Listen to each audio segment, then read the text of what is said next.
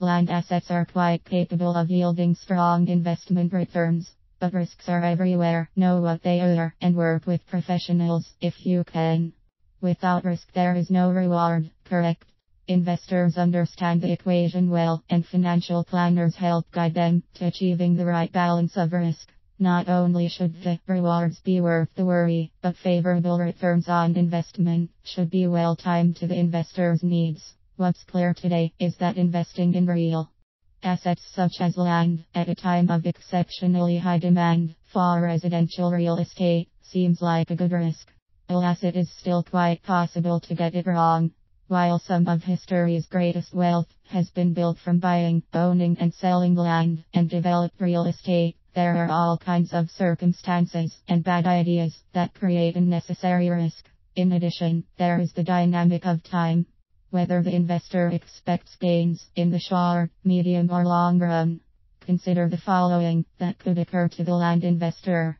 Landowners unwilling to sell at a reasonable price. Land that is designated for agricultural use is worth much less than when approved for residential or commercial purposes. An existing landowner may be aware of that valuation difference and get greedy when pricing the land for sale. Seasoned property fund managers would know the level of price tolerance to make asset growth feasible and be willing to seek land investment opportunities elsewhere. Real estate is very reactive to economic downturns. The drop-off in home sales and home building in the UK after the 2008 financial crisis is a recent and clear lesson on how broader economics play a large role in real estate investments. Property investors who sold in 2007 saw great asset growth during the last of the bubble years, while those who were forced to sell in 2009 probably lost quite a bit.